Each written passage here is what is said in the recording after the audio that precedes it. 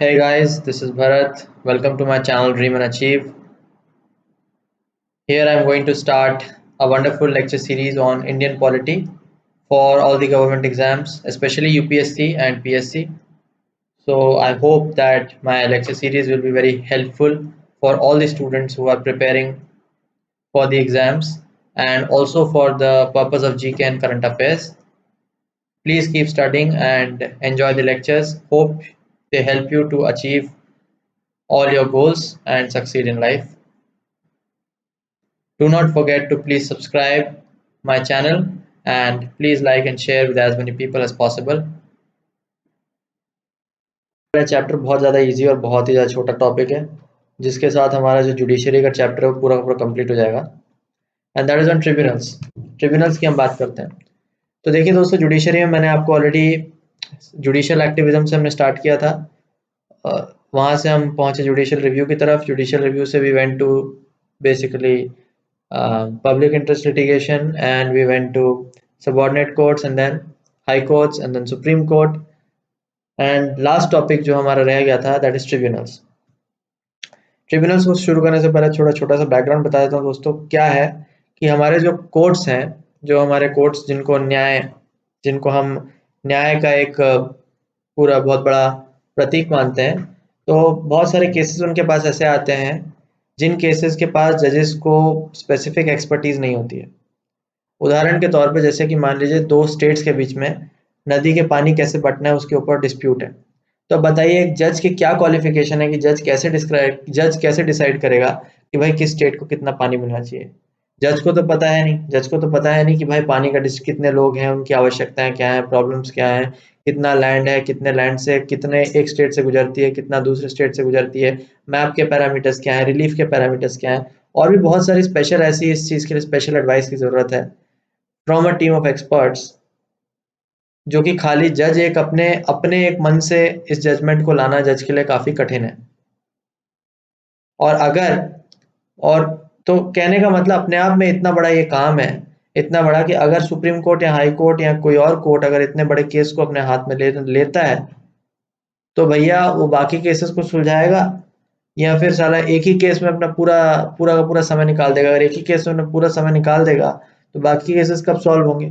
Finally courts के पास भी समय की आखिरकार लिमिटेशन तो है ही, और कोर्ट्स के पास पैसे की लिमिटेशन है, समय की लिमिटेशन है। इसीलिए जो है ट्रिब्यूनल्स नाम की स्पेशल अथॉरिटी को बनाया गया है जिसमें ऐसे एक्सपर्ट्स बैठते हैं जो स्पेसिफिक केसेस में जिनकी एक एक्सपीरियंस होता है, एक्सपर्टीज होती है, ज्ञान होता है, और उन स्पेसिफिक डिस्प्यूट्स और केसेस को सॉल्व करने में वो ट्रिब्यूनल जो है मदद करते हैं। जैसे कि इंटरस्टेट वाटर डिस्प्यूट ट्रिब्यूनल की अगर मैं बात करूं तो वहां पे वही जजेस या वही टाइप के लोग बैठेंगे, एक्सपर्ट्स, जिनको उस पर्टिकुलर एरिया ऑफ फील्ड में, वाटर डिस्ट्रीब्यूशन में, जिन्होंने बहुत सारी स्टडी कर रखी होगी, रिसर्च कर रखी होगी, पढ़ाई कर रखी होगी, सर्वे कर रखा होगा, डॉक्यूमेंटेशन कर रखा होगा, वही सारे के सारे जो लोग हैं वो लोग इन ट्रिब्यूनल्स में बैठेंगे। ठीक। दूसरी चीज होती है दोस्तों कि कोर्ट कचहरी का समय बचाने के लिए कोर्ट्स के पास इतना समय नहीं है कि बहुत सारे ऐसे केसेस होते हैं जो कोर्ट को लगता है कि भैया हमारा बर्डन कम हो जाए, तो वो लोग क्या करते हैं कि बहुत सारे केसेस को ट्रिब्यूनल्स पे रेफर कर देते हैं कि भैया ये मामला और ये पचड़ा जो है हम झेले देखेंगे ही नहीं। ट्रिब्यूनल में जाएगा, वहाँ पे आपका जो भी फैसला सुनाना होगा वो सुनाया जाएगा। बाद में अपील के थ्रू ट्रिब्यूनल से कोर्ट में आ सकता है। उसका एग्जैक्ट क्या प्रोविजन है हम आगे देखते हैं। तो चलिए शुरू करते हैं डिटेल में देखना। ट्रिब्यूनल का प्रोविजन 42nd अमेंडमेंट एक्ट 1976 के द्वारा कॉन्स्टिट्यूशन में डाला गया और पार्ट 14A के अंदर इसका प्रोविजन दिया गया है। अब इसमें इंपॉर्टेंट चीज जो आपको ध्यान में रखनी है वो ये है कि 42nd अमेंडमेंट एक्ट के साथ इसको डाला गया है। प्लीज कमेंट सेक्शन में मुझे लिख के बताएं कि 42nd अमेंडमेंट एक्ट में और क्या क्या खास चीजें हमारे कॉन्स्टिट्यूशन में ऐड हुई थी। 42nd amendment act is a very very very important amendment act. अलग से अगर मेरे को टाइम मिलेगा तो एक लेक्चर में सारे के सारे कॉन्स्टिट्यूशन अमेंडमेंट्स पे भी बना दूंगा जो अभी तक हुए हैं, ताकि आप सबको सारी चीजें याद रख सके। But 42nd amendment act is a very major important amendment act. उसमें आप मेरे को प्लीज कमेंट सेक्शन में लिख के बताएं क्या क्या चेंजेस आए थे। दो आर्टिकल है दोस्तों, आर्टिकल 323A जो एडमिनिस्ट्रेटिव ट्रिब्यूनल से भी डील करता है, एंड आर्टिकल 323 बी जो दूसरे मैटर से रिलेटेड ट्रिब्यूनल से डील करता है।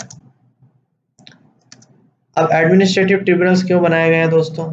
एडमिनिस्ट्रेटिव ट्रिब्यूनल्स को बनाने का जो मेजर कारण है वो ये है कि it is for the adjudication disputes relating to recruitment, condition of service of person, appointment और public service centre, local bodies, public corporation and other public body. ये बहुत ज्यादा इंपॉर्टेंट है सेंटेंस दोस्तों, इसको एज इट इज आपको याद रखना चाहिए कि भाई एडमिनिस्ट्रेटिव ट्रिब्यूनल का काम क्या है। जितने भी पब्लिक सर्विसेज के ऑफिस हैं, लोकल बॉडीज हैं, पब्लिक कॉर्पोरेशन हैं, इनके जो डिस्प्यूट्स हैं रिक्रूटमेंट से लेते हैं, कंडीशन ऑफ सर्विस से लेते हुए सारे डिस्प्यूट्स को डील करता है सिर्फ एडमिनिस्ट्रेटिव ट्रिब्यूनल्स। यानी कि ये सब डिस्प्यूट्स नॉर्मल कोर्ट्स में यूजुअली नहीं जाएंगे, ये ट्रिब्यूनल को पास कर दिए जाएंगे, वहां पे जजमेंट सुनाई जाएगी। अगर वहां पे कोई गड़बड़ लगती है जजमेंट में तो अपील के थ्रू फिर हायर कोर्ट में जाएगा।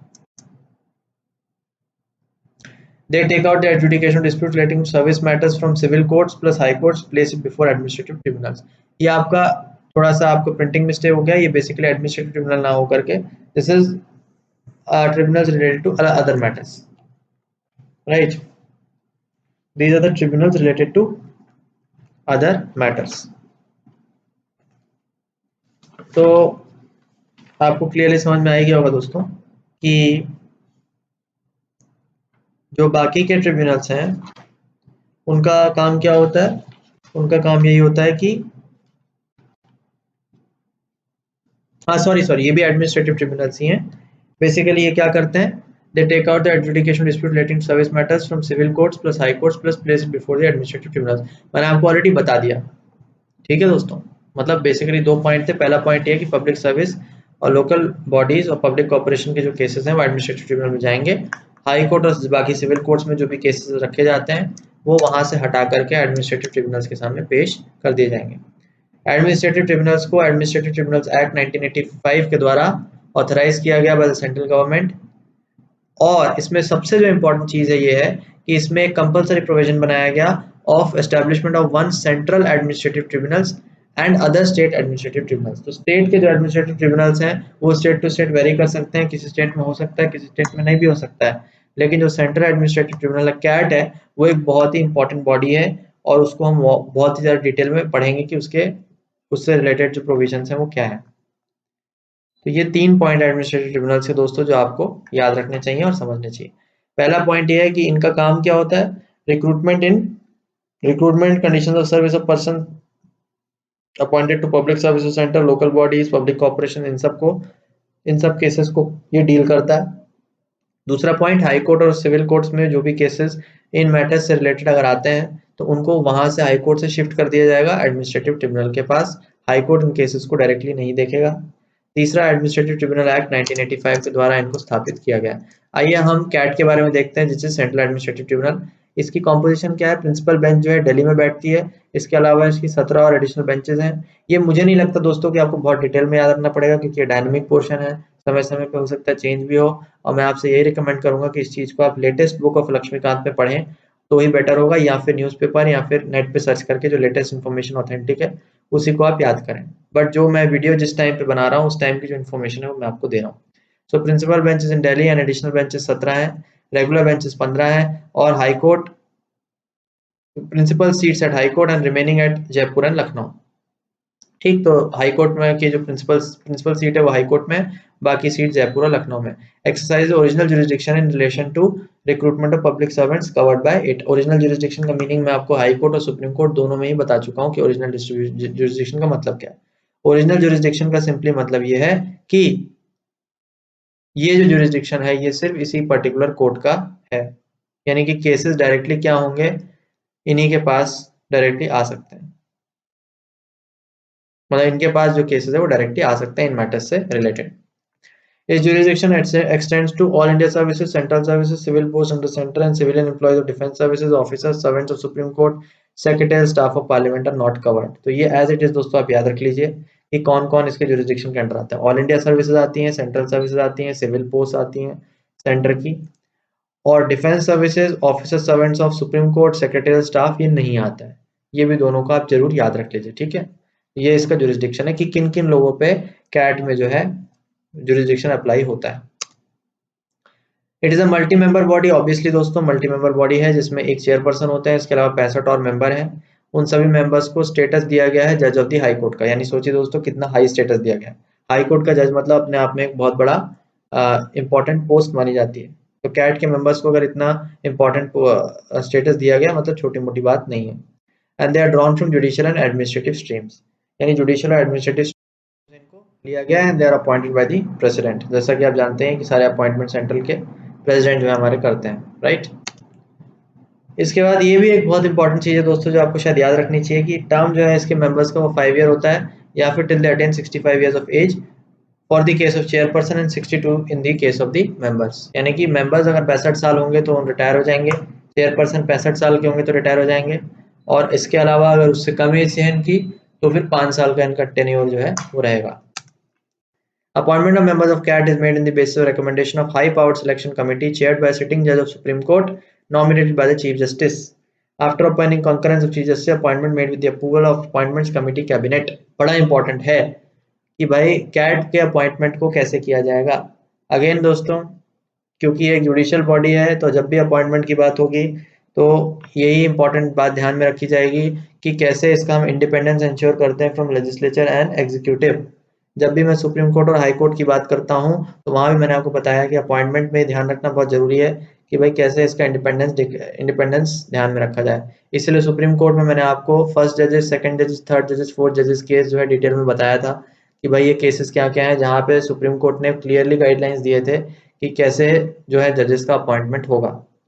और जो फोर्थ जजेस केस था उसमें पार्लियामेंट ने गड़ घपला करने की कोशिश की थी, एनजैक नेशनल जुडिशियल अपॉइंटमेंट कमीशन बनाने की कोशिश की थी, लेकिन सुप्रीम कोर्ट ने उसको क्या कर दिया था, सुप्रीम कोर्ट ने उसको पूरा रिजेक्ट कर दिया था, जुडिशियल रिव्यू करके उसको अनकॉन्स्टिट्यूशनल अल्ट्रा वायर्स घोषित कर दिया, ट्रैश में डाल दिया, कचरे के डब्बे में, ठीक है। तो यही चीज है। तो अगेन यहाँ पे भी दोस्तों वही बात होगी ट्रिब्यूनल में भी कि अपॉइंटमेंट होगा कैसे, तो अपॉइंटमेंट होगा हाई पावर सिलेक्शन कमेटी की जिसको चेयर करेंगे सिटिंग जज of the supreme court. Obviously जज का चेयर करना बहुत ज्यादा जरूरी है and he will be nominated by the chief justice of India after obtaining concurrence of CGI appointments made with approval of appointments committee cabinet. तो एक अपॉइंटमेंट्स कमेटी कैबिनेट होता है एसीसी, उनके जो कॉन्करेंस है वो भी लेना जो है इंपॉर्टेंट है।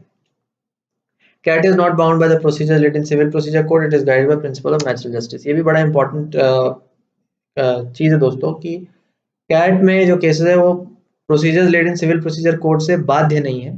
कारण ये है क्योंकि ट्रिब्यूनल का जो मेन पर्पस ही यही है कि वो कोर्ट से ज़्यादा स्पीडी और ज़्यादा फास्ट जस्टिस दे और ज़्यादा एक्सपर्ट लोग वहाँ पे बैठे हों ताकि केसेस को जल्दी से निपटाया जाए। तो अगर मान लीजिए इसका भी जो प्रोसीजर है वो कोर्ट के जितना, कोर्ट कचहरी के जितना इलेबोरेट और सारा ड्रैगिंग प्रोसेस होगा तो फिर it is just like another court only then. तो फिर उसमें आपका अंतर ही क्या हुआ, फर्क ही क्या पड़ा। फाइनली तो टाइम उतना ही लग रहा है, फाइनली तो भाई कहीं ना कहीं कोर्ट का बर्डन कम कर रहे हो, मतलब आप पब्लिक को इंश्योर कर रहे हो कि आपके केसेस जल्दी सॉल्व होंगे। तो अब यहाँ पे भी अगर वही वही इलेबोरेट प्रोसीजर, वही सारा काम अगर आप फिर से झमेला करोगे तो केसेस जल्दी डिस्पोज ऑफ नहीं हो पाएंगे। इसलिए it is not bound by the procedure civil procedure code, natural justice के प्रिंसिपल से गाइड होता है। चंद्र कुमार केस अगेन वापस से आता है दोस्तों, बहुत इंपॉर्टेंट है। 1997 में supreme court declare that appeal have to first go to the high court then to the supreme court. ये बहुत बहुत ज्यादा इंपॉर्टेंट है। पहले क्या होता था दोस्तों 1997 के पहले कि ट्रिब्यूनल जो भी जस्टिस जो भी सुनाता था डिसीजन, वो डायरेक्टली उसकी अपील सुप्रीम कोर्ट को जा सकती थी। लेकिन चंद्र कुमार केस में 1997 में सुप्रीम कोर्ट ने डिसीजन सुनाया कि जो अपील होगी इसकी, वो अपील पहले कहाँ जाएगी, हाई कोर्ट में। हाई कोर्ट के बाद ही वहां से अगर केस जो है हट गया, मतलब वहां से अगर सेटिस्फैक्टरी उसको रिस्पॉन्स जजमेंट नहीं मिला तो ही वो अपील के थ्रू सुप्रीम कोर्ट में जाएगी। ठीक, तो ये आप याद रखिएगा। Similarly, state administrative tribunals can be set up by the central government in request from various states. Its members are appointed by president in consultation with governor of state concerned. Similarly, joint administrative tribunals can be set up after consultation with the respective governors. Right? बड़ा important है, इसको भी please आप याद रखिएगा। State administrative जो tribunals हैं उनको भी क्या किया जाता है, उनके भी मेंबर्स को अपॉइंट कर सकता है। उनके भी मेंबर्स को अपॉइंट कौन करते हैं, प्रेसिडेंट करते हैं, obviously in consultation with the governor of the state. और चाहें तो स्टेट गवर्नमेंट्स इनको बनवा सकते हैं। अगर स्टेट गवर्नमेंट को लगता है कि हमारे हाई कोर्ट में केसेस का बर्डन बहुत ज़्यादा बढ़ते जा रहा है तो वो चाहें तो स्टेट एडमिनिस्ट्रेटिव ट्रिब्यूनल्स को बनाने की रिक्वेस्ट डाल सकते हैं। इसके अलावा दोस्तों कौन कौन से मैटर्स ऐसे हैं जिनमें स्टेट और सेंट्रल गवर्नमेंट ट्रिब्यूनल्स को स्टैब्लिश कर सकता है, और भी बहुत सारी लंबी लिस्ट है, लेकिन ये लिस्ट मैंने डायरेक्टली अपनी बुक एम लक्ष्मीकांत से ली हुई है। तो कुछ जो पॉइंट्स हैं वो मैं आपको बता देता हूँ, ताकि आप, और मेरे हिसाब से आप भी इन पॉइंट्स को याद रखेंगे तो आपके लिए मोर देन सफिशिएंट होगा for being able to give answer to any question in UPSC और any other competitive exam, right. So taxation, foreign exchange, import export, industrial labor, land reforms, ceiling on urban property, foodstuffs, and elections to parliament and state legislature. इतने matters हैं दोस्तों, एक बार fleeting नजर निगाह इन पे मार लीजिए, ताकि आपको एक आइडिया रफ लग जाए कि कौन कौन से मैटर्स हैं जिन पे सेंट्रल और स्टेट गवर्नमेंट दोनों के दोनों क्या कर सकती हैं, ट्रिब्यूनल्स को एस्टैब्लिश कर सकती हैं। So these are the matters, rent and tenancy rights, इस टाइप के कुछ मैटर्स हैं जहाँ पे ट्रिब्यूनल्स बनाए जा सकते हैं। मुझे नहीं लगता अगर आपको इनको वर्ड टू वर्ड याद रखना पड़ेगा, बट एक निगाह मारने से आपको चीज़ें याद हो जाएंगी। तो this was all about the chapter दोस्तों, बड़ा छोटा सा, बड़ा सिंपल सा चैप्टर था। For the sake of completion मैंने आपको बहुत अच्छे से क्लियरली समझा दिया। मैं उम्मीद करता हूँ कि आप प्लीज़ मेरे लेक्चर्स को अच्छे से फॉलो कर रहे होंगे, and I will very soon be coming up with previous year questions, ये दिखाने के लिए आपको कि मेरे लेक्चर सीरीज को अगर आप देखते हैं तो ऐसा एक भी क्वेश्चन नहीं है पिछले 20-25 या 50 साल में आप निकाल लो, खास करके प्रीलिम्स का, जो मेरे लेक्चर सीरीज के बाहर से आया हो with reference to Indian polity. ठीक, ये मैं आपको जल्दी ही वीडियो लेकर के आऊंगा। So please stay tuned, please subscribe my channel and keep watching. Good bye.